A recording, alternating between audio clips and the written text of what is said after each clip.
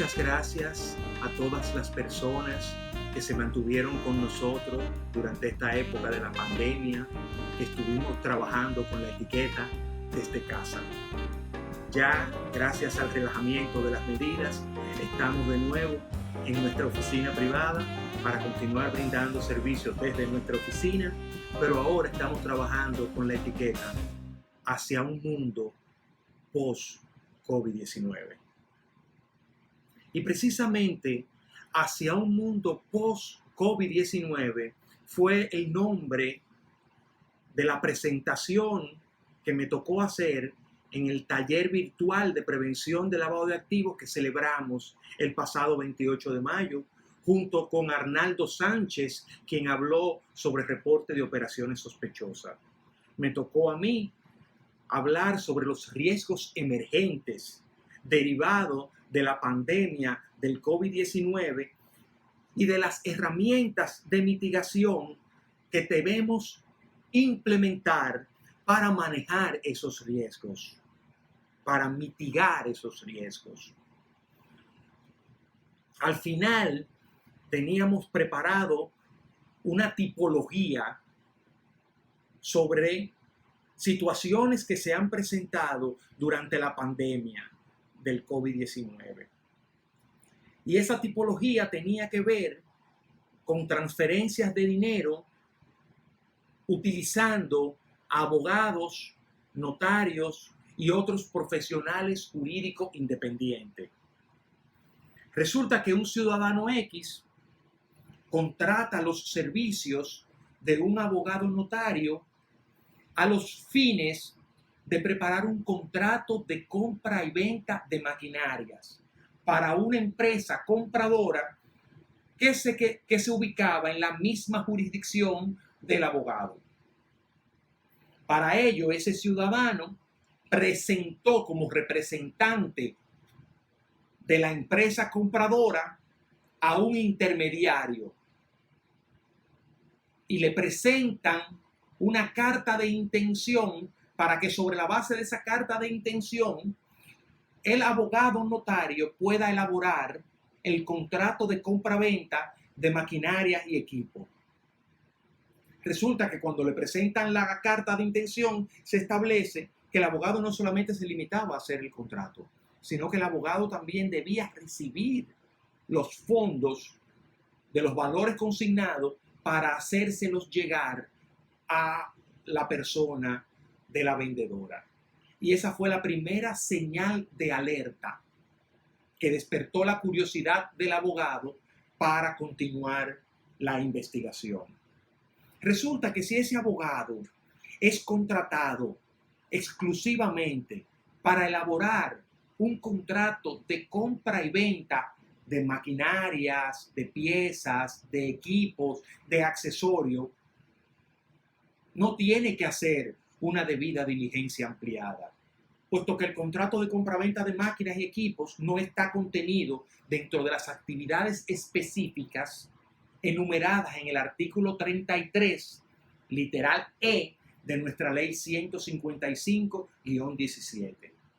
Pero desde el momento en que ese abogado recibe fondos como pago de precio para transferirlo de una jurisdicción a otra, automáticamente se activa la condición de sujeto obligado de ese abogado, de ese notario, de ese profesional jurídico independiente, y debe cumplir con todas las obligaciones que la ley manda. Debida diligencia ampliada si considera que hay mayores riesgos, reportes de transacciones, conservación de documentos, etcétera, etcétera, etcétera.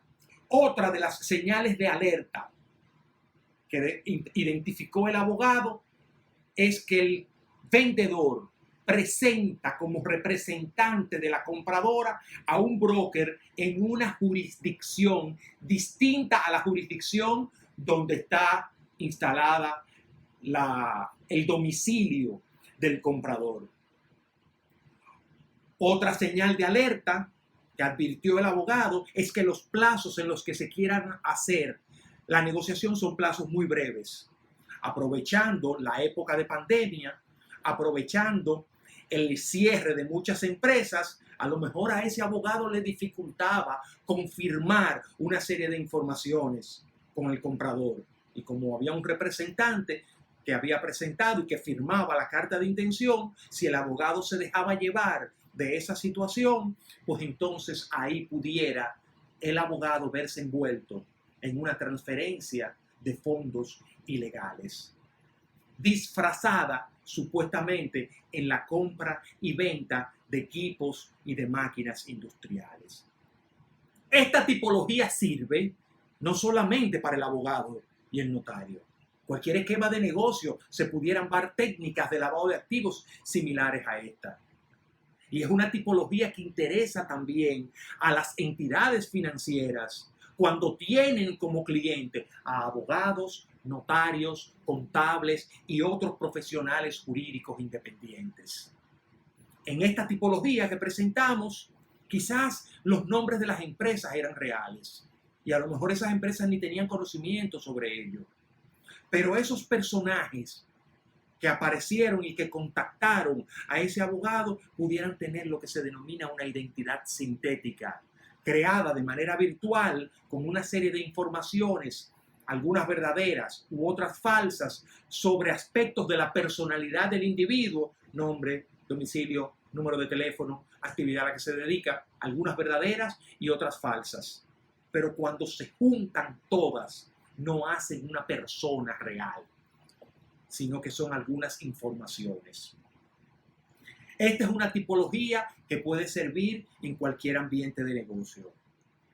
Y si a ustedes les interesa algún tema en particular sobre el cual quieran construir una tipología, escriban a nuestras redes sociales, Todo sobre Lavado, con la etiqueta Hacia un Mundo Post-COVID-19. Con mucho gusto vamos a estar trabajando sobre este tema en nuestras consultorías, nuestras capacitaciones y las asesorías que sean necesarias para el buen funcionamiento de sus empresas. Acompáñennos.